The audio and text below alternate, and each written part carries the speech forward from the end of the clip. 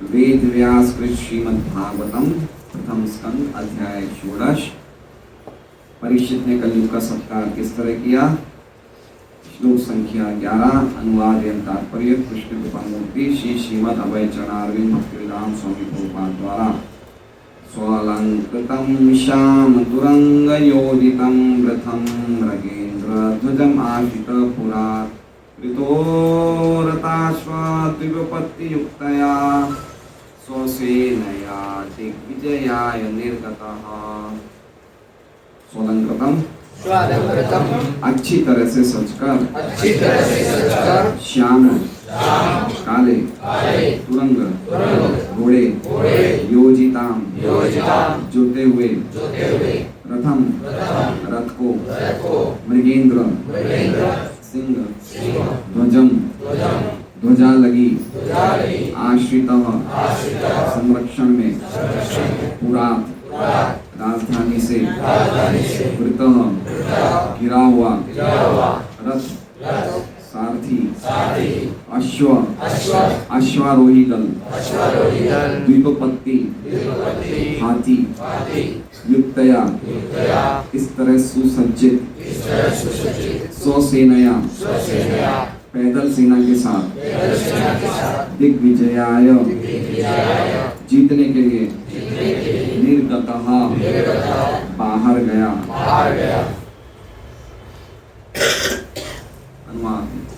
महाराज परीक्षित काले घोड़ों द्वारा खींचे जाने वाले रथ पर सवार हो गए। उनकी ध्वजा पर सिंह का चिन्ह अंकित था। इस प्रकार सुसज्जित होकर तथा सारथियों अश्वारोहियों हाथियों तथा पैदल सैनिकों से घिरे हुए उन्होंने सभी दिशाएं जीतने के लिए राजधानी से प्रस्थान किया। ओम अज्ञानतिमिरान्धस्य ज्ञानाञ्जनशलाकया चक्षुरुन्मिलितं तस्मै श्रीगुरुवे नमः। श्रेष्ठमन्वविशति पुत्रमत्र स्वरूपं रूपं तस्यागतं गुरुपुरीमातुं गोष्ठवादिनादापुण्डं गिरिवरमो राधिकामाधवासं प्राप्तो यस्य त्वदितकृपया श्रीगुरुं वन्देऽहं श्रीगुरोः श्रीयुतः पदकमलं श्रीगुरुं वैष्णवांश्च श्रीरूपं सागरजातं सैगण्डगुणान्वितं सजीवं सान्वेदं सावधूतं परिजनसहितं कृष्णचैतन्यदेवं श्रीराधां सैगललिता श्रीविशाखान्वितांश्च गुरुवैष्णव भगवान तीने स्मरणाय विघ्नविनाशनाय स्वयं च वाञ्छितपूरन्। हरे कृष्णा कृष्णा कृष्णा हरे हरे हरे राम राम राम हरे। सभी भक्तों का भागवतम क्लास में स्वागत है। एक समय हुआ करता था कि संडे हॉलीडे हुआ करती थी, लेकिन अब संडे इतनी ज़्यादा सेवा हो जाती है कि सुबह सुबह नींद आती है। विष्णु भगवान प्रभु आप थोड़ा मेरे नजरों में रहिए, आप सौरी प्रभु के पास आ जाइए। आप इस तरह से रहते हैं कि मुझे दिखते ही नहीं, आगे आ जाइए, सौरी प्रभु के पास आ जाइए।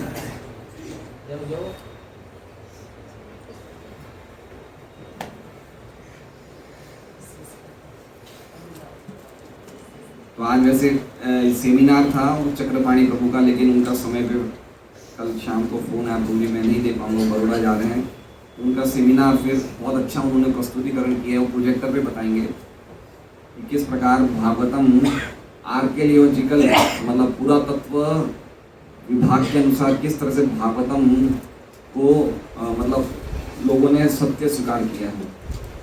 पुरातत्व विभाग के अनुसार archaeological survey of India ASI, और पूरा बताएंगे प्रोजेक्टर पे बताएंगे। तो बहुत अच्छा, अगर आज हम उनको सुनते, लेकिन उनको कोई काम से बड़ौदा जाना पड़ा, तो भगवान ने चाहा तो बुधवार को आएंगे वो सेमिनार बताने के लिए। अब पर्टिकुलरली खाली इसी काम के लिए बुधवार को आएंगे अपने भागवतम में। तो आप लोग चाहें तो अगर अपने घर के सब बच्चों को लेके आए, जवान बच्चों, तो थोड़ा सा ये समझने लायक बहुत है कि आजकल जो जवान पीढ़ी उनको सबको what is we are seeing that we should believe, जो हम देख रहे हैं हमें उसे ही मानना चाहिए। ये सब किसने सुना है, ये सब पुरानी बातें किसने लिखी है, क्या लिखी है, ये सब तो काल्पनिक बातें हैं। तो ये चीज़ों को से बहुत वो उस तरह से प्रेजेंट किया है कि सब लोगों को विश्वास हो जाएगा कि ये सब चीज़ें सचमुच हुई हैं और ये सब चीज़ें जो हैं सत्य हैं। तो वेडनेसडे को आप लोग याद करिए, अपने घर के बच्चों सबको लेके आइए। हरे कृष्ण। तो आज के श्लोक में परीक्षित महाराज युद्ध पे निकलने के लिए तैयारियां कर रहे हैं, ठीक है। तो 10वें, 11वें और 12वें श्लोक में परीक्षित महाराज ने किस प्रकार अलग अलग जगहों को जीता वो हम देखेंगे। जैसे पिछला श्लोक हमने देखा कि उन्होंने कुछ कली के लक्षणों को, उनको समाचार मिले कि कहीं ना कहीं कलयुग उनके क्या कहते हैं राज्य में प्रवेश कर दिया है। तो परीक्षित महाराज इतने ज़्यादा सतर्क थे कि वो तुरंत ही उनका सामना करने के लिए निकलने की, युद्ध की तैयारी कर लेते हैं। तो किस प्रकार युद्ध की तैयारी करते हैं वो हम देखते हैं। इसमें एक बात बताई है कि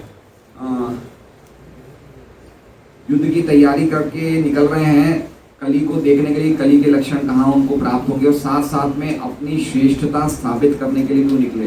श्रेष्ठता मतलब समझ रहे हैं कि वो सबसे ताकतवर सम्राट है, उसको साबित करने के लिए। क्योंकि पांडवों के बेटे थे वो, है ना, तो एक तरह से उनको उत्तरदायित्व में ये राज्य मिला था। तो उनको अभी अपनी सुप्रीमेसी को साबित करने के लिए अवसर नहीं मिला। समझ रहे हैं बात को? भाई जैसे मान लीजिए कोई बहुत बड़ा कोई व्यक्ति है, उसने अपने बच्चे को व्यापार की गद्दी पे बैठा दिया, तो अब वो अपनी होशियारी बताने का उसको एक वो तो मिलना चाहिए ना, अवसर तो मिलना चाहिए। तो परीक्षित महाराज के दोनों पर्पसेस सर्व हो गए, दोनों उनके उद्देश्य पूरे हो गए। कौन से? एक तो मैं पूरे राज्य में घूमूंगा तो मुझे पता चल जाएगा कि कली कहाँ पे प्रवेश किया है, प्लस साथ में जितने भी अलग अलग राज्यों में प्रवेश करेंगे जहाँ पे सबऑर्डिनेट किंग्स होते हैं, सबऑर्डिनेट को मतलब जो सहायक राजा होते हैं, जैसे ये तो चक्रवर्ती राजा थे और इनके अंडर में इनके उसमें राज्य में अलग अलग सहायक राजा भी होते, तो उनके ऊपर अपनी श्रेष्ठता साबित करने के लिए भी परीक्षित महाराज को अवसर मिला कि अब मुझे अलग अलग जगह जाना चाहिए। तो परीक्षित महाराज कैसे जा रहे हैं हम देखते हैं, क्या तैयारी कर रहे हैं। सोलंकृतम श्याम तुरंग योजितम। सोलंकृतम मतलब खूब अच्छी तरह सज सजा के, क्या चीज सजा था, उनके घोड़े क्या रंग के थे, श्याम तुरंग, तुरंग मतलब घोड़े, श्याम मतलब ब्लैकिश, एग्जैक्टली ब्लैकिश नहीं बोल सकते, शाम को थोड़ा सा जैसे डार्क ब्राउन कलर, बिल्कुल ब्लैक नहीं है, डार्क ब्राउन बोल सकते हैं।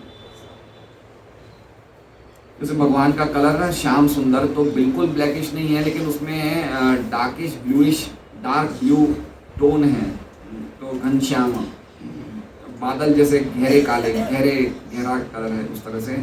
तो भगवान ये महाराज परीक्षित के जो घोड़े थे काले कलर के घोड़े, तुरंग योजितम रथम, और उनका जो ये घोड़े किसके साथ बंधे हुए थे, रथ के साथ। और रथ पे क्या था, मृगेंद्र ध्वजम आश्रित, रथ पे एक ध्वज थी जिसपे इनका चिन्ह था मृगेंद्र मतलब मृगों में इंद्र, मृग मतलब पशुओं में, मृगाणाम मतलब उसमें भी है गीता जी में कि मैं सभी पशुओं में शेर हूँ।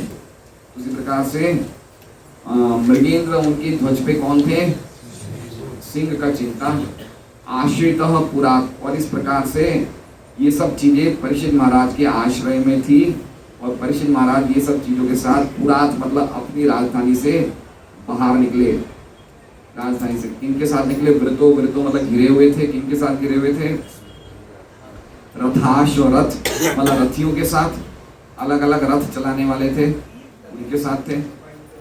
और अश्व मतलब कुछ सैनिक ऐसे होते हैं, कुछ योद्धा ऐसे होते हैं जो घोड़े पे होते हैं, जो घोड़े पे लड़ाई करते हैं, ठीक है। जैसे कुछ सैनिक ऐसे होते हैं जो रथ पे लड़ाई करते हैं, कुछ सैनिक ऐसे होते हैं जो घोड़े पे लड़ाई करते हैं, सिंगल घोड़े पे। रथ में तो पूरा रथ होता है, और अश्व मतलब सिंगल घोड़े पे। और कुछ होते हैं द्वीपपत्ति मतलब हाथी पे बैठ के सवार होकर लड़ाई करते हैं। और कुछ होते हैं स्वसेना मतलब ऑन फुट, पैरों पे, है ना, पैदल सैनिक, उस पे लड़ाई करते। तो परीक्षित महाराज इन सबसे घिरे हुए थे, है ना, रथों से, घोड़े वाले सैनिकों से, हाथी वाले सैनिकों से और पैदल सैनिकों से घिरे हुए थे। रथ इतना सुंदर सजा हुआ था। स्वसेनया, स्वसेना मतलब पैदल से। दिग्विजयाय, दिग्विजय मतलब सभी दिशाओं पे विजय प्राप्त करने के लिए। निर्गतों मतलब बाहर निकल गए। दिग्विजय, दिग्विजय दो जनों को कहा जाता है। ब्राह्मणों को भी दिग्विजय कहा जाता है, क्षत्रियों को भी दिग्विजय कहा जाता है, क्योंकि ये दोनों ही भगवान का प्रतिनिधित्व करते हैं। ब्राह्मणों को भूदेव कहा जाता है, क्षत्रिय को नरदेव कहा जाता है। नरदेव का अर्थ क्या हो गया? वो भगवान जो नर के रूप में आए, इसलिए राजा को क्या कहा जाता है? नरदेव। वो ब्राह्मणों को क्या जाता है? भूदेव। तो ये दोनों भगवान के प्रतिनिधि हैं और दोनों ही कोई दिग्विजय करनी होती है। एक ब्राह्मण को दिग्विजय करनी होती है शास्त्रों के आधार पे, सिद्धांतों की लड़ाई के लिए, कि कोई गलत सिद्धांतों का तो प्रस्तुतिकरण नहीं कर रहा है। जैसे पहले दिग्विजय थे, चैतन्य चैतामृत में एक दिग्विजय का वर्णन होता है ना, जो शास्त्रों में बहुत होशियार थे। उनका नाम क्या था? केशव कश्मीरी। आज शकुंतला माता जी के आने से रौनक आ गई क्लास में। इनके बिना रौनक नहीं है क्लास में, तो हम तो बोलते हैं ये रोज आए तो अच्छी बात है।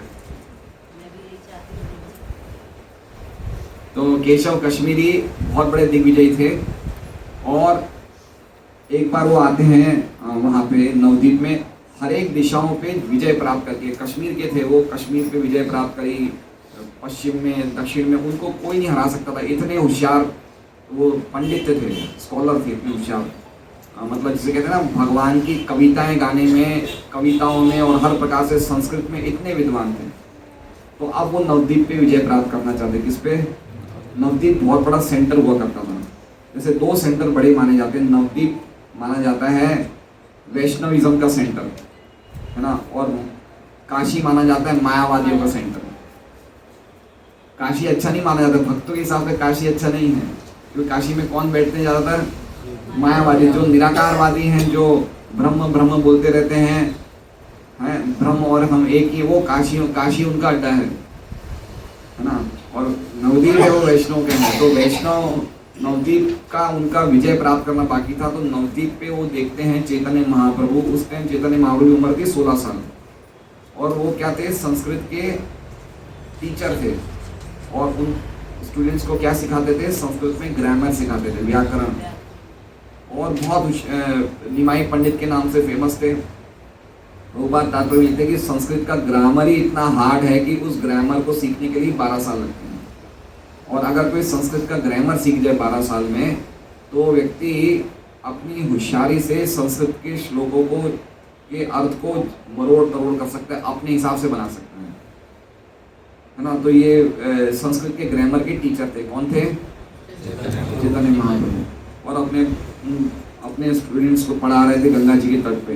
तो केशव कश्मीरी आते हैं, सब पूछते, केशव हर एक जगह जाते हैं तो कौन क्या पूछता है? दिग्विजय थे केशव कश्मीरी, सभी दिशाओं पे विजय प्राप्त करी। तो सब जगह गए, बोले कौन है तुम्हारा चैंपियन, कौन है यहाँ का? सबने कहा निमाई पंडित। तो निमाई पंडित के पास गया, बोले तुम तो ग्रामर के टीचर हो। ग्रामर? तो मैं तो अलंकार, मैं तो संस्कृत में अलंकार का पंडित हूँ। अलंकार मतलब बहुत ही अच्छी कविताएं मैं संस्कृत में बोलता हूँ। तो तुम्हारा मेरे से क्या कोई मेल ही नहीं है, तुम्हारा मेरे से क्या मेल है? तो महाप्रभु बोले बिल्कुल सही बोल रहे हो महाराज, आप तो बहुत बड़े विद्वान हैं। मेरा एक निवेदन है, आप गंगा जी की महिमा पे कुछ बताइए। क्या बोलते हैं? गंगा जी की महिमा पे कुछ श्लोक बोलिए आप। तो वो केशव कश्मीरी इतने होशियार थे कि उन्होंने कुछ ही मिनटों में उन्होंने गंगा जी की महिमा पे 100 श्लोक बोल दिए। कितने श्लोक बोले? और वो श्लोक बोलने की जो उनकी स्पीड थी, वो स्पीड जैसे बोलते हैं ना, हवा की कोई झोंका जैसे जाता है, ऐसे उन्होंने श्लोक बोले। उसी टाइम बना दिए श्लोक और बोल भी दिए। समझ सकते हैं कितना उस टाइम, कितना ब्रेन पावर, कितना जबरदस्त था लोगों का, है ना। हम लोग ने अभी 10 मिनट तक ये श्लोक बोला, ये वाला, कितने लोगों को लॉन्ग बाय हार्ट हो गया? नहीं हुआ ना। लेकिन उनका देखिए 100 श्लोक एक झटके में बोल दिया, उसी टाइम कंपोज किए। ऐसा नहीं है कि पहले से लिखे हुए थे बाद में उन्होंने बोले, उसी टाइम उन्होंने 100 श्लोक बनाए और बोल दिए और हवा की तरह बोले। और चैतन्य महाप्रभु बड़े खुश हुए, बोले कि आपके श्लोक तो बहुत अच्छे हैं, लेकिन आपके श्लोक या तो इसका या तो आप जानते हैं या आपकी आराध्य सरस्वती जानती है और कोई नहीं जानता है। टोंट मारा चैतन्य महाप्रभु ने, बोले क्या मतलब, तुम क्या बोलना चाहते हो? तो चैतन्य महाप्रभु ने कहा कि चैतन्य महाप्रभु ने उसमें से 64वां श्लोक निकाल दिया, 64वां श्लोक जो बोला वो निकाल दिया, जिसपे गंगा जी की महिमा थी। और उस गंगा जी की महिमा वाले 64वें श्लोक में चैतन्य महाप्रभु ने बता दिया कि इस श्लोक में ये फॉल्स किया, ये गड़बड़ियाँ की, ये दोष है श्लोक में। तो उनको लगा केशव कश्मीरी को भी मैंने तो हवा की तरह श्लोक बोले, और उनमें से इस निमाई पंडित ने 64वां श्लोक कैसे लर्न कर लिया। तो बोले तुमने इतनी जल्दी श्लोक कैसे लर्न कर लिया? तो बोले अगर, तो निमाई पंडित बोलते हैं कि अगर सरस्वती की कृपा से आप इतनी जल्दी श्लोक बोल सकते हैं तो किसी देव की कृपा से मैं इतनी जल्दी श्लोक लर्न भी कर सकता हूँ। तो फिर उन्होंने 64वें श्लोक में जो जो उसमें गलतियाँ थी और जो जो उसमें गुण थे सब बताया इनको, केशव कश्मीरी को। इन्होंने बताए निमाई पंडित। एक गड़बड़ी उन्होंने क्या लिखा उसमें श्लोक में, बोलते हुए क्या बोल दिया, भवानी भरतु। क्या कहा उन्होंने? भवानी भरतु। गंगा जी आप भवानी भरतु के सिर से निकली हैं, है ना, सिर पे रहती हैं आप। भवानी भरतु का अर्थ क्या हो गया? वो बोलना चाहते हैं शिव जी, लेकिन भवानी भरतु का अर्थ क्या हो जाता है? भवानी भरतु का अर्थ हो जाता है कि नहीं, देखिए उन्होंने चेतना में क्या बोला कि भवानी का अर्थ क्या है? भवानी का अर्थ है भगवान भव की पत्नी। ये सिंपल मीनिंग है। भवानी का अर्थ क्या है? भगवान भव की पत्नी। अब आप ऐसा कर रहे हो, भवानी भरतु लिख रहे हो, तो इसका मतलब ये होता है कि भगवान भव की पत्नी का कोई और भी पति है। समझ रहे बात को? मान लीजिए कि कोई बोला जाए कि ब्राह्मण पत्नी भरतु, ये ब्राह्मण पत्नी भरतु, तो इसका मतलब क्या? ये ब्राह्मण पत्नी का और भी कोई पति। तो आपने ये लिखा कि भवानी भरतु मतलब भगवान, भवानी तो फेमस है कि शिव जी की पत्नी है, उसके आगे भरतु लगाने की क्या जरूरत थी, है ना? तो भवानी भरतु बोलने का अर्थ ये हुआ कि ऐसा प्रतीत होता है कि भवानी की माँ भवानी का शिव जी के अलावा एक और पति है। तो केशव कश्मीरी को लग गया कि ये कोई साधारण व्यक्ति नहीं है। तो इतनी सारी गलतियां बताने के बाद और चैतन्य महाप्रभु क्या बोलते हैं कि इसके अलावा और भी दोष हैं, लेकिन इसमें बहुत अच्छे अच्छे अलंकार भी हैं।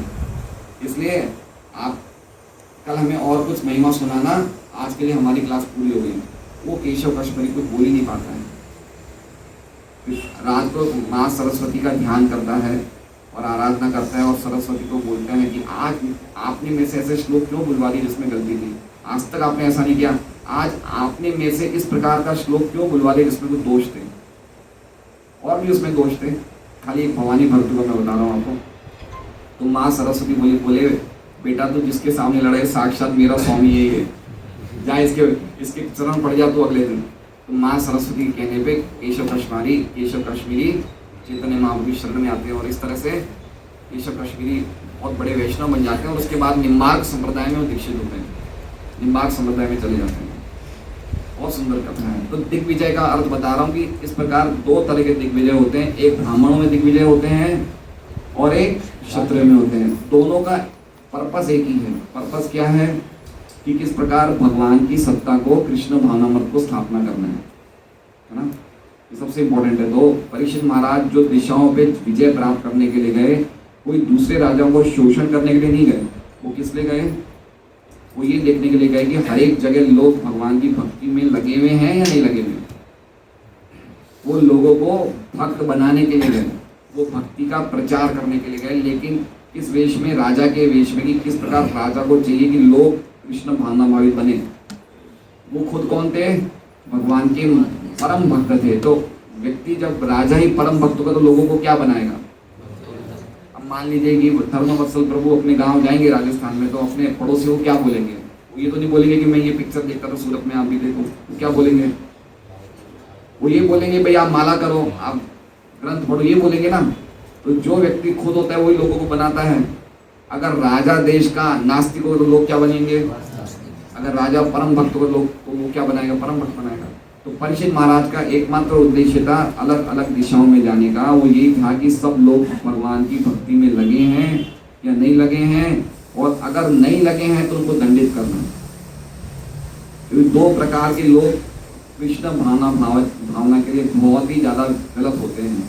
एक वो जो भगवान बनना चाहते हैं और दूसरा वो जो भगवान के ऐश्वर्य को भोगना चाहते हैं। इनके दोनों के जीवंत उदाहरण भगवान कृष्ण की लीला में है और भगवान राम की लीला में है। भगवान कृष्ण की लीला में जब भगवान द्वारका में राज कर रहे थे तो एक पौंड्रक नाम का राजा था जो काशी का राजा था, और वो क्या करता था याद है आपको? वो सब कृष्ण के वेश धारण करता था, कृष्ण की तरह ही वो सब अपने अस्त्र रखता था और पूरा कृष्ण के रूप उसमें रहता था, ड्रेस में। और सब लोगों को क्या बोलता था कि मैं ही वासुदेव हूँ, जो द्वारका वाला वासुदेव नकली है।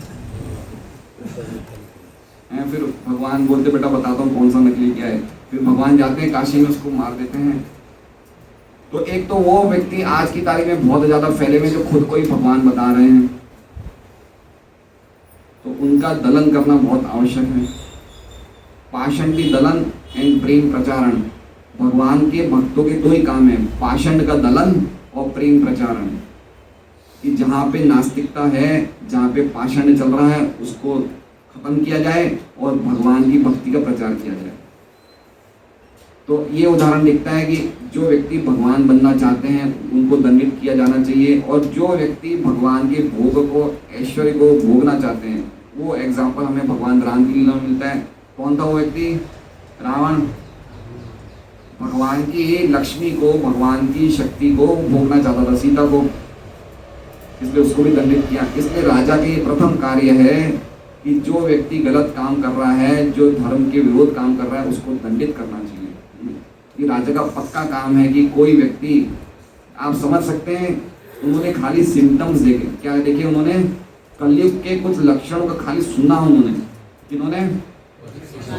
जिसमें वो बाहर निकल गए लड़ाई करने के लिए। हम समझ सकते हैं कि अगर राज्य में अधर्म हो रहा है तो राजा की कितनी बड़ी जवाबदारी है। आप देखिए 2 दिन पहले ये कौन सा बैंकॉक म्यांमार में कोई भूकंप हुआ ना, कौन जवाबदारी लेगा इसकी? कौन जवाबदारी लेगा? क्या जबरदस्त भूकंप हुआ, ये राजा की जवाबदारी नहीं है।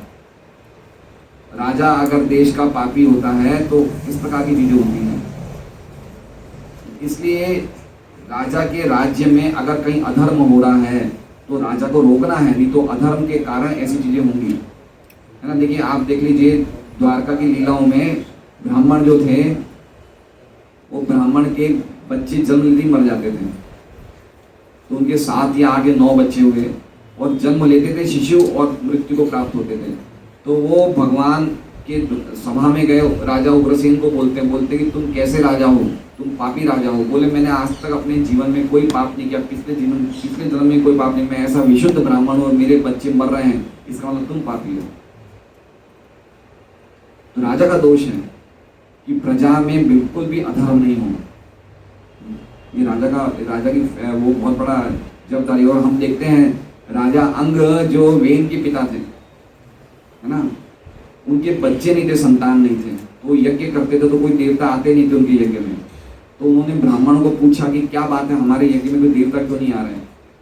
तो ब्राह्मणों ने कहा कि आपके इस जीवन में तो कहीं भी आपने एक पाप भी नहीं किया है, लेकिन ऐसा प्रतीत होता है कि पिछले जन्म में आपने कोई पाप किया जिसके कारण आपकी संतान नहीं हुई है। तो इस प्रकार की चीज़ों को, इतनी सूक्ष्म चीज़ें देखी जाती थी। तो हम समझ सकते हैं कि आज खुलेआम हम लोग देख रहे हैं कि नॉनवेज बिक रहा है, ये ड्रिंक्स है, और क्या नाम है, हमें तो कल डिस्ट्रीब्यूशन में एक व्यक्ति बोले कि आप यहाँ पे भागवतम मत रखो, मैं यहाँ विस्की पीऊँगा। उनकी मम्मी इतनी अच्छी थी, उन्होंने भागवतम का सेट लिया और बेटा बोल रहा है भाई साहब, हमने बोला कि आप, वो बेटा क्या बोला, बोले आप मेरी माता जी को समझा दो, ये पढ़ने वाली नहीं है। बड़े गुस्से में लिया उसने सेट। मम्मी की इच्छा थी, मम्मी की इच्छा को पूरी करने के लिए, अपनी माता की इच्छा थी उसको पूरी करने के लिए। बोले मैंने बोला आप ऐसा करिए, ड्राइंग रूम में सामने रख दीजिए, तो आप देखेंगे तो आपका मन करेगा पढ़ने का। बोले इस टेबल पे तो मैं बैठ के विस्की पीता हूँ, यहाँ पे थोड़ी भागवतम रखी जाती है। तो मनुष्य प्रभु अपनी प्रचार करें, भाई साहब विस्की छूट जाएगी, आप भागवतम पढ़े। बोले मुझे नहीं छोड़नी विस्की, बोले इसका भी एक अलग ही नशा है। तो मैंने बोला ठीक है भाई साहब, उसे पीछे ही आप भगवान का स्मरण करो, ये नशा भी कृष्ण की नशा है। फिर उसमें मतलब पॉइंट ये है कि कहने का तात्पर्य क्या है कि अधर्म जहाँ होता है वहाँ पे बहुत ज़्यादा कष्ट होते हैं। तो राजा का बहुत प्रधान कर्तव्य है कि देखे कहीं भी अधर्म ना हो। तो दिग्विजय ऐसे दिशाओं पे निर्गत, निर्गत मतलब वो बाहर निकल गए, घर पे नहीं रहे वो। और एक दिग्विजय किसके लिए कहा जाता है, प्रभुपाद इस लेक्चर में बोलते हैं, इस श्लोक के लेक्चर में, एक दिग्विजय किनको कहा जाता है, भक्तों को। किनको कहा जाता है, भक्तों को भी घर में नहीं बैठना चाहिए, उनको प्रचार करके लोगों को भगवान के चरण में लाना चाहिए। ये भी भक्तों के लिए दिग्विजय है। तो इस तरह से दिग्विजय का प्राप्त जैसे प्रभुपाद ने किया, ये भी दिग्विजय है ना। हम लोग सोचते हैं हम घर में बैठ के माला करेंगे, लेकिन प्रभुपाद कहते हैं, भक्ति सिद्धांत सरस्वती ठाकुर कहते हैं कि जो लोग घर में ही रह के माला करना चाहते हैं, बाहर निकल के प्रचार नहीं करना चाहते, वो कच्चे भक्त हैं। जो पक्के भक्त हैं ना, वो बाहर जाके प्रचार करते हैं। तो ये बहुत अच्छी बात बताइए। बोले तुम कैसे वैष्णव हो, तुम खाली बताने के लिए घर में बैठे बैठे एकांत में माला कर रहे हो, बाहर निकलो तुम। तो ये निर्गत, निर्गत मतलब बाहर निकल गए हो। तो श्लोक का मीनिंग तो सिंपल ही है। अब हम तात्पर्य पढ़ते हैं। महाराज परीक्षित अपने पितामह अर्जुन से इस बात में भिन्न थे कि उनके रथ को खींचने वाले घोड़े श्वेत रंग के न होकर काले रंग के थे। तो अर्जुन के घोड़े कैसे थे? कहीं लिखा है गीता में, तथा श्वेत हयर युक्ते, अर्जुन के श्वेत घोड़े थे, है ना। और महाराज परीक्षित के, अर्जुन के ध्वज पे कौन थी? कपि ध्वज। और महाराज परीक्षित के ध्वज पे कौन थे? मृगेंद्र ध्वज। और लीला कमल प्रभु, भगवान के ध्वज पे कौन है? भगवान के रथ के ध्वज पे गरुड़ ध्वज। तो इन सबके अलग अलग देखिए सिस्टम ये है कि व्यक्ति की आइडेंटिटी होती थी। आजकल आप देखिए सैनिकों के कपड़े के क्या कलर होते हैं? ग्रीन या ब्राउन, है ना। और वो लोग छुपते हैं झाड़ी में भी, मतलब वो इस तरह की ड्रेस पहनते हैं लोगों को, शत्रु को दिखे नहीं कि हम लोग यहाँ छुपे हुए हैं। लेकिन क्षत्रिय रूल क्या है कि आपको छुपाना नहीं है। आप बताइए, आप आपकी आइडेंटिटी बताइए। क्षत्रियों के कुछ रूल्स होते थे, है ना, कि आपको डर के नहीं आना है। अगर कोई क्षत्रिय चला जाए युद्ध क्षेत्र में तो उसको वापस वो वापस अपने शहर में जाएगा, वापस अपने राज्य में जाएगा युद्ध करके, तो उसके शरीर पे कुछ ना कुछ चोट लगी रहनी चाहिए। बिना चोट का क्षत्रिय अच्छा नहीं लगता है ना। बिना चोट के कोई क्षत्रिय आ जाए तो अच्छा नहीं माना जाता है। उसी प्रकार से या तो मारे या खुद मर जाए, जिंदा हार के नहीं आए। ये तो रिसेंट की एक उदाहरण है कि एक रानी कौन सी थी राजस्थान की, उनके पति जो हैं वो हार के आ जाते हैं, तो रानी बोलती मैं उस पति को देखना नहीं चाहती हूँ। पता नहीं अभी कुछ 200-300 साल पुरानी बात है, मुझे याद नहीं आ रही। वो बोले कि ये जिंदा क्यों आए, वहीं मर जाते हैं, जिंदा क्यों आए। तो क्षत्रियों के ऐसे मतलब अलग ही उनका जो मूड होता है वो जबरदस्त होता है। तो हम देख सकते हैं इनकी एक आइडेंटिटी होती है। आइडेंटिटी क्यों रखते हैं ये? क्योंकि इनकी आइडेंटिटी को देख के और बड़े बड़े सैनिकों को उत्साह मिलता है कि ये हमारे साथ हैं, इसलिए आइडेंटिटी रखनी पड़ती है। तो इनकी आइडेंटिटी अलग थी, अर्जुन की आइडेंटिटी अलग थी, उनके रथ का पूरा अलग स्ट्रक्चर था, परीक्षित महाराज का अलग था। उनकी ध्वजा का चिन्ह सिंह था, जबकि उनके पितामह की ध्वजा पर हनुमान जी थे। तो हनुमान जी किनकी रथ ध्वजा पे थे? अर्जुन।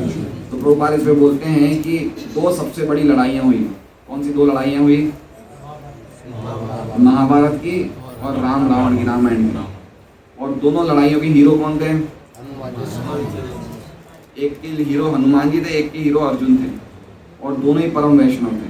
तो प्रभुपाद बोलते हैं कि वैष्णव का अर्थ ये नहीं कि खाली माला लेके घर में बैठे रहे, लेकिन समय आने पे उनको युद्ध भी करना चाहिए, पड़े तो करना चाहिए।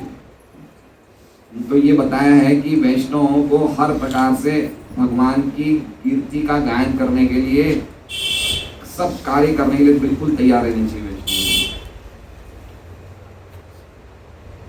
तो हनुमान जी को तो शस्त्र विद्या नहीं आती थी, फिर भी भगवान राम को प्रसन्न करने के लिए पत्थर मारते थे और पेड़ फेंकते थे, कैसे ना कैसे वो मारते कि भगवान राम को प्रसन्न करना है। तो मेन बात यह है कि पहले के योद्धाओं में आइडेंटिटी के लक्षण होते थे, है ना, आइडेंटिटी होती थी। अब देखिए राम ने सुग्रीव को कहा कि तुम बाली से जब लड़ोगे, क्योंकि बाली बहुत ताकतवर थे और सुग्रीव थोड़े कमजोर थे, तो बोले कि तुम इस साइड होना तो मैं उस टाइम सुग्रीव को बाली को मार दूंगा। अब जब दोनों लड़ाई शुरू करते हैं तो दोनों भाई एक जैसे लगते हैं। अब भगवान राम को लगा कि इसमें सुग्रीव कौन है बाली कौन है, मुझे पता ही नहीं चल रहा है। तो सुग्रीव को खूब पीट दिया बाली ने। तो सुग्रीव आया, बोले अगले दिन, बोले आपने मारा क्यों नहीं? बोले मुझे पता ही नहीं तुम में बाली कौन है सुग्रीव कौन है। तो अगले दिन भगवान राम ने कहा कि तुम माला पहन लो, ये माला पहन के लड़ाई करना, तो मैं समझ जाऊंगा कि तुम सुग्रीव हो। फिर अगले दिन माला पहन के लड़ाई करते थे, भगवान बाली को मार देते हैं। तो एक पहचान होनी चाहिए लड़ाई के टाइम पे, छुप के नहीं लड़ना चाहिए। मेन पॉइंट है निर्गत बाहर निकलना चाहिए। आज की जो हमारे जो मॉडर्न जो ये युद्ध होते हैं उसमें जो बड़े बड़े ऑफिसर जो बाहर ही नहीं निकलते, वो अपने कैबिन में रहते हैं, वहीं से ही बटन दबाएंगे और दूसरे देश का पूरा उससे रिमोट से खत्म कर देते हैं। ये इस टाइप की लड़ाई क्षत्रियों की नहीं, ये क्षत्रियों की, ये लड़ाई करने से क्षत्रिय जो करते हैं इस प्रकार की लड़ाई वो नरक जाते हैं। और जो सामने छाती सामने बता के लड़ते हैं उनकी मृत्यु को कहा जाते हैं, वो स्वर्ग जाते हैं। ये लिखा है गीता जी में, हतो वा प्राप्स्यसि स्वर्गम जीत्वा वा भोक्ष्यसे में। अगर तुम मारे गए अर्जुन तो तुम स्वर्ग को प्राप्त होगे, और अगर जीतोगे तो ये भूमि को तुम भोगोगे। तो पॉइंट ये है कि अगर आप पीठ बता के भाग के पीठ के पीछे वार करके मारोगे तो कहाँ जाओगे? नरक जाओगे। सामने वार करके मारोगे स्वर्ग जाओगे, मरोगे तो क्षत्रियों के अलग ही प्रकार के कोड्स होते हैं। लेकिन बहुत बड़े क्षत्रिय, मतलब देखिए आप मेरी बात समझिए, जहाँ पे युद्ध की आवश्यकता हो रही है, अब छोटी सी बात है, छोटे से उन्होंने लक्षण देखे, लेकिन तुरंत कितने सतर्क थे, समझ रहे बात को, ढील नहीं रखी उन्होंने कि भाई अभी तो थोड़ा बहुत है, थोड़ा बहुत और हो जाएगा तो चले जाएंगे, है ना, कुछ भी थोड़ा बहुत देखा तो चले गए। इसलिए गवर्नमेंट को बहुत स्ट्रिक्ट होना चाहिए, बहुत ही कड़क होना चाहिए सरकार को, है ना। प्रभुपाद इंदिरा गांधी को चिट्ठी लिखते हैं कि संजय गांधी राजा बनेगा, मैं मंत्री बनूंगा। प्रभुपाद जी राजाशाही के सपोर्ट में थे, डिक्टेटरशिप के, कि राजा एक ऐसा होना चाहिए जो धर्म का पालन करने वाला हो, भगवान का भक्त हो और कड़क होना चाहिए राजा। और ये राजा वेन की जो मैं बता रहा हूँ, ये राजा वेन जो अंग के बेटे थे, ये बहुत ही क्रूर थे। लेकिन इनकी क्रूरता से एक जरूर फायदा हुआ कि जितने भी चोर डकैत थे वो हमेशा डरे हुए रहते थे। तो उनको डर लगना चाहिए कि हमारा राजा इतना, प्रभुपाद कहते हैं कि कश्मीर के राजा इतने खतरनाक हुआ करते थे कि अगर कोई चोर उनके यहाँ पे चोरी करता था कश्मीर में तो उसके सीधे हाथ ही काट दिया करते थे, इतने स्ट्रॉन्ग राजा हुआ करते थे। तो इसलिए अगर हम लोग कड़क रहेंगे तो अच्छा रहेगा, पर्टिकुलरली राजा के लिए ये बहुत ज़रूरी है। और अब देखिए गांधी जी ने गीता जी से क्या चीज़ को प्रूव किया? अहिंसा को। जहाँ जो भी गीता जी में अहिंसा के बारे में कहीं भगवान ने बोला ही नहीं है। मतलब अहिंसा एक क्वालिटी है, लेकिन अहिंसा को गीता के आधार पे प्रूव करना कि अहिंसा ही सब कुछ है, वो गलत है।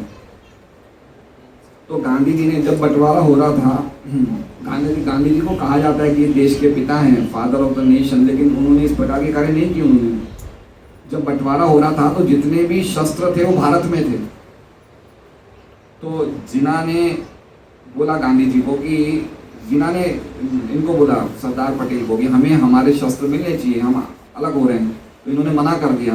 गांधी जी को बोला तो गांधी जी ने उपवास किया, बोले इनके शस्त्र इनको मिलो, देओ आप, इनका पैसा, इनके शस्त्र इनको आप लौटाओ। तो वो शस्त्र मजबूरी में लौटाए गए, नहीं तो ये उपवास तोड़ नहीं रहते गांधी जी। और उस चक्कर में उन्हीं शस्त्रों से पाकिस्तानियों ने इंडिया पे अटैक किया। तो इस प्रकार की कमज़ोर पॉलिसियों के कारण गांधी ने काफ़ी नुकसान किया देश का। तो वो तो नरम बनना चाहते हैं, है ना, वो गलत लोगों के सामने आप नरम बनोगे तो आपकी नरमाई का फायदा उठाएंगे।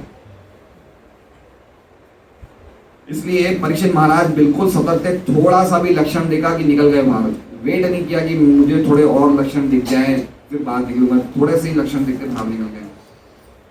महाराज परीक्षित जैसा राजसी जुलूस जिसमें सुसज्जित रथ, घोड़े, हाथी, पैदल, सिपाही तथा बैंड थे, नेत्रों को अत्यंत सुहावना लगने वाला था।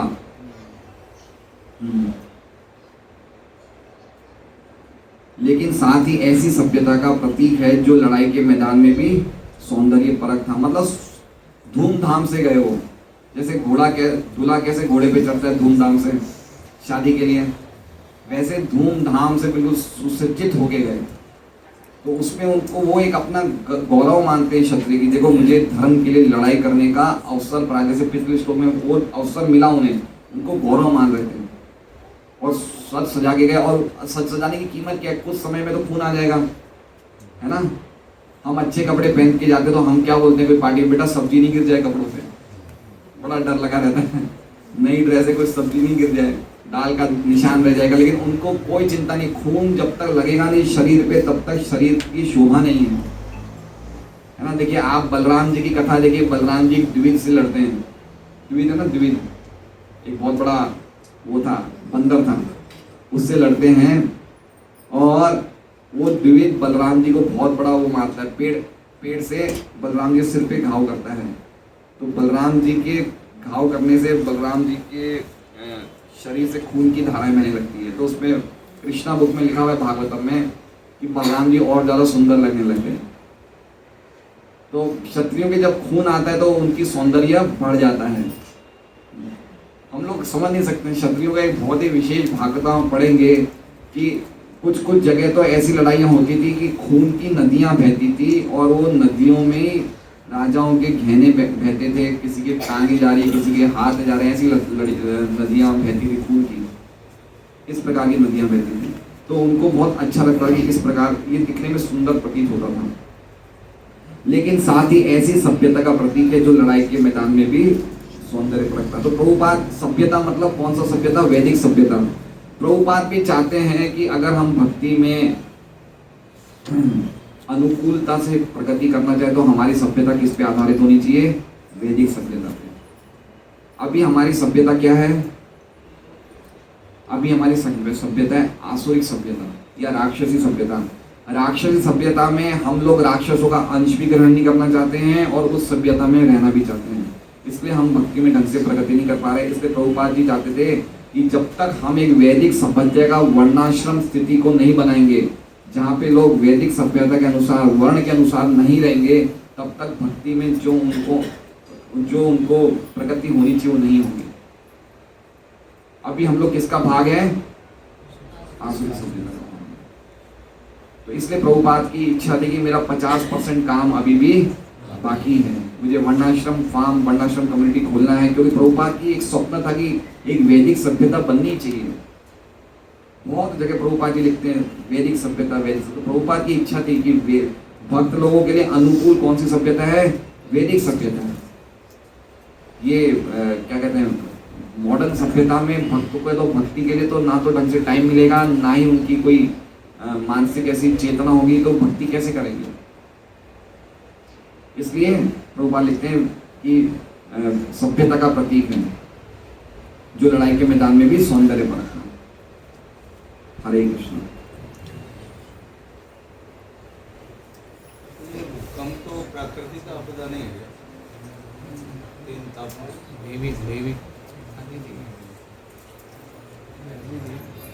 क्या कह रहे हैं, भूकंप तो प्राकृतिक आपदा। देखिए प्राकृतिक आपदा भी कहाँ आती है, जहाँ पे अधर्म होता है। प्रभुपाद लेक्चर के श्लोक के तात्पर्य बोलते हैं कि जहाँ पे गलत काम बहुत ज़्यादा होते हैं वहीं पे सूखा और क्या कहते हैं, क्या कहते हैं, बाढ़, ये भूकंप, ऐसी चीज़ें आती हैं। तो ये सब कोई भी काम अपने आप नहीं होता, उसका एक कॉज होता है। तो जहाँ पे सिंफुल एक्टिविटीज बहुत होगी तो वहाँ पे ऐसी समस्याएं आएंगी। हमारे यहाँ भी गौ माता का एक बहुत बड़ा रीज़न है, कभी भी कुछ भी हो सकता है।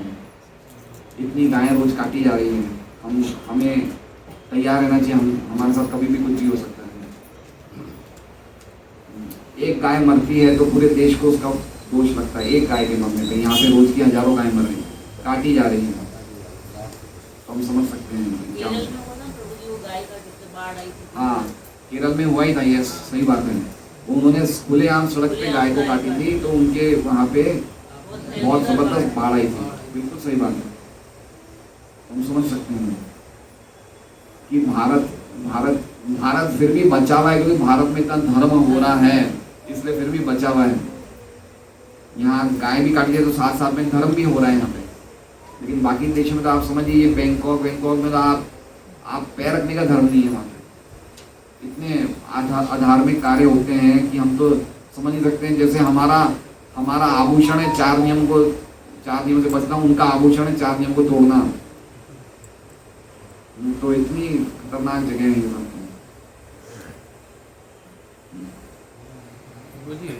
तो ये सब राजा का काम है। धर्म हमारे आजकल क्या करे बताए, किसने कौन से राजा ने ये बोला है कि भाई आप आज से ये नॉन वेज बंद, ड्रिंक्स बंद, कौन राजा कर रहा है बताइए? कोई कर रहा है? कोई नहीं बता रहा है। कितना अधर्म कर रहे हैं लोग, और लोग अधर्म कर रहे हैं तो उसका फल राजा को भी मिल रहा है, क्योंकि राजा मना नहीं कर रहे हैं। दोनों को ही उसका रिएक्शन मिलता है, राजा को भी मिलता है और लोगों को भी मिलता है।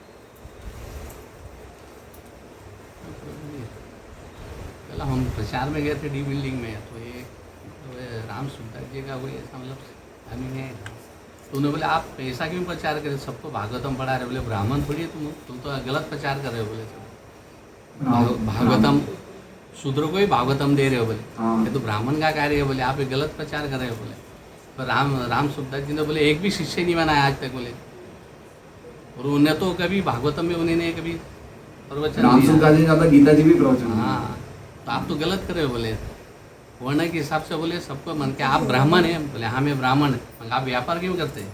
आप ब्राह्मण का कार्य मन के आप शिक्षा दीजिए। मैंने बोला तो क्या कहा उन्होंने? वो नहीं बोले तुम आप गलत प्रचार कर रहे हो। बोले नहीं बुक एक भी बुक नहीं लिया तो कलयुग में तो सभी शूद्र हैं। तो बोले आप भागवतम मत दीजिए। बोले सब तो ये इमरजेंसी है ना, किसी को तो ब्राह्मण बनना पड़ेगा। प्रभुपाद जी कहते हैं कि इमरजेंसी में जब कोई आपदा आती है तो व्यक्ति दूसरे कार्य, जैसे आप इमरजेंसी आती है तो कभी कभी सिविलियंस को भी शस्त्र दिए जाते हैं कि भाई लड़ाई करो। तो अभी इमरजेंसी है, इसलिए हम यद्यपि सही बात है हम तो शूद्र ही हैं, है ना, लेकिन शूद्रों में अगर ऐसी क्वालिटीज देखी जाए कि वो ब्राह्मण बन सकते हो तो क्यों नहीं उसे मौका देना चाहिए। नारद जी खुद कहते हैं कि व्यक्ति के गुणों के अनुसार उसको मान। मैंने उनको यही बोला, नहीं बोले ऐसा नहीं होता है। जो ब्राह्मण परिवार में बोले उसका ही अधिकार है भागवतम पढ़ने। नहीं, भागवतम तो ब्राह्मण नहीं मैंने पढ़ सकते, सबके लिए। मैंने उनको यही बोला, मतलब 4 वेद नहीं पढ़ सकते। हाँ, वेद नहीं पढ़ सकते। नहीं बोले आप गलत प्रचार करें। बोले आप कौन से संप्रदाय बोले हम गौड़िया संप्रदाय। बोले आप वैष्णव होके भी ऐसा प्रचार कर रहे हो। तो आधे घंटे तक बहस किया उसने। और एक बुक नहीं लिया उसने। होते हैं अलग-अलग प्रकार से।